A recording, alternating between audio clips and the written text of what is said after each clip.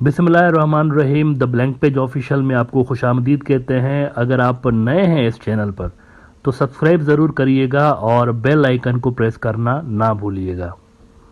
मित्रों, पिछले एक दो रोज़ से इंडिया के अंदर भी और बांग्लादेश के अंदर भी जियोपॉलिटिकल एनालिस्ट को सुन रहा हूँ। असल में शेख हसीना साहिबा ने सिलहट और चिटोग्राम जो पोर्ट्स हैं बांग्लादेश के, वो इंडिया को ऑफ़र किए हुए हैं।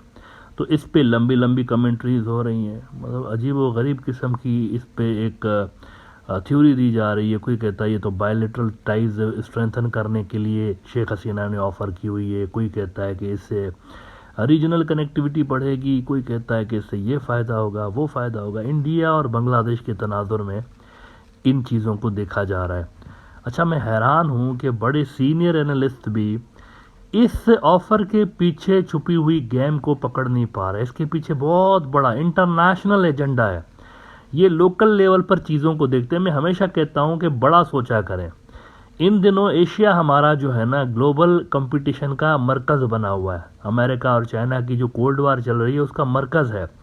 तो यहाँ पर जो भी मुल्कों के दरमियान बायलैटरल एग्रीमेंट्स हो रहे हों या बायलैटरल टॉक्स हो रहे हों, उसको ज़रा बड़े लेवल पर भी देखा करें कि इसका आलमी लिंक क्या बन रहा है। द इंडियन एक्सप्रेस को पहले मैं कोट कर दूं कि उन्होंने कहा क्या है, क्या लिखा है शेख हसीना के इस स्टेटमेंट के बारे में, जहां पर वो पोर्ट्स ऑफर कर रही हैं इंडिया को। द इंडियन एक्सप्रेस खबर लगा रहा है कि Bangladeshi prime minister Hasina offers India to use Chattogram Sylhet ports. और वो कह रहे हैं कि the Chattogram port is an important sea port in Bangladesh which is strategically located due to its proximity to India's north eastern states. 7 रियासतों के हवाले से बड़ा इंपॉर्टेंट है चिटोग्राम, इसमें कोई शक नहीं है। लेकिन कहानी सिर्फ इंडिया और बांग्लादेश से जुड़ी हुई कभी ना थी ना है। ये बड़े लेवल की गेम है। इसीलिए मैंने कहा कि बड़ा अफसोस होता है देख के कि जो हमारे सीनियर एनालिस्ट हैं वो भी इसको बायलैटरल तनाजुर में देखने की कोशिश कर रहे हैं। अच्छा, बड़ी गेम कैसे है ये ज़रा समझाने की कोशिश करता हूँ आपको। शेख हसीना की ये जो ऑफ़र आई है ना, एक रोज़ के बाद आई है इंडो पैसिफिक इकोनॉमिक फ्रेमवर्क, जो कि अमेरिका ने डिज़ाइन किया हुआ है काउंटर करने के लिए किसको, चाइनीज़ BRI को।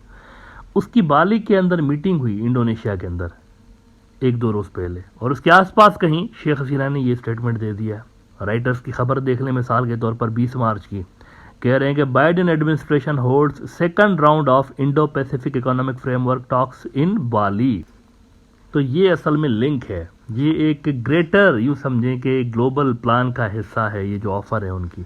अच्छा, इसी के हवाले से जब ये इंडो पैसिफिक इकोनॉमिक फ्रेमवर्क की मीटिंग वहाँ पर जिन दिनों में हो रही थी, उसी के आसपास जापानीज जो प्राइम मिनिस्टर है किशिदा, उसने भी बांग्लादेश और इंडियन नॉर्थ ईस्ट के हवाले से कुछ स्टेटमेंट दी, जिसको लोगों ने पिक नहीं किया।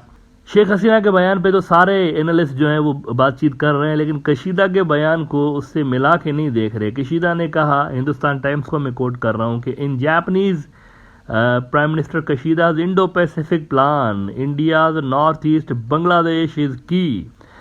Japanese prime minister Fumio Kishida said his discussions with the Prime Minister Narendra Modi focused on the role India and Japan can play when the world is standing at history's turning point fraught with difficulties।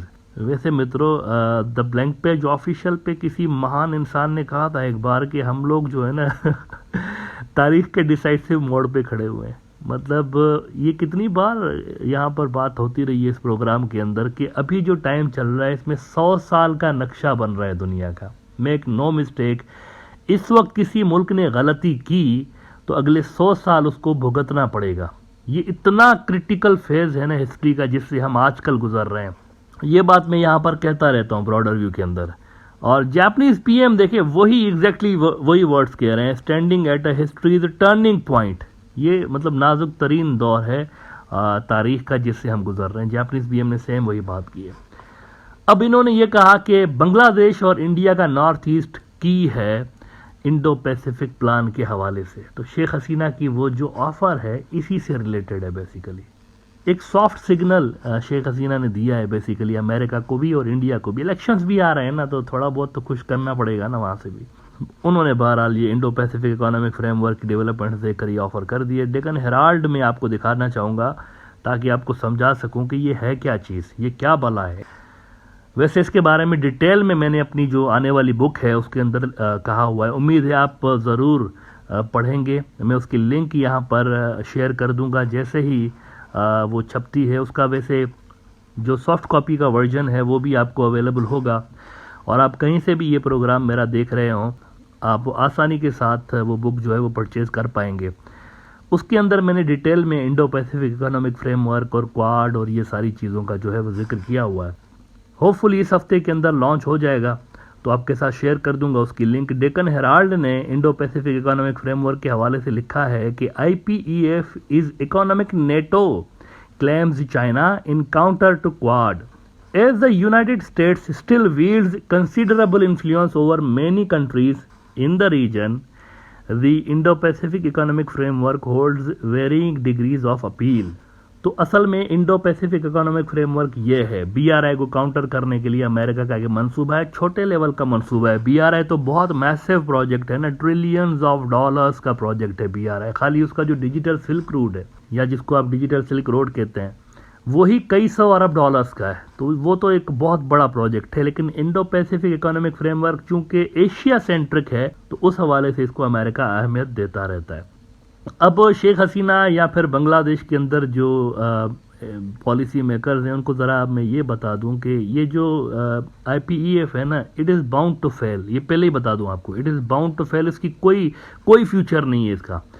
असल में ये जो है ना, ये traditional trade agreements की तरह नहीं है। यानी इसको बहुत सारे जो लोग हैं वो मिस इंटरप्रेट करते हैं। वो समझते हैं ये कोई ट्रांस पैसिफिक पार्टनरशिप है, जैसे उस तरह की कोई चीज़ है, लेकिन ये ऐसा नहीं है। इसको काफ़ी डिटेल में पढ़ने की ज़रूरत है। ये बुनियादी तौर पर फोकस करता है डिजिटल इकोनॉमी के ऊपर, और जो स्ट्रेटेजिक मटेरियल्स नहीं होते, स्ट्रेटेजिक मटेरियल्स, उन पे फोकस करता है, जो कि सेमीकंडक्टर बनाने के लिए काम आते हैं। मिसाल के तौर पर सिलिकॉन और गैलियम और तरह तरह के वहाँ पर स्ट्रेटेजिक मटेरियल्स हैं, उन पे फोकस्ड एक मंसूबा बना हुआ है।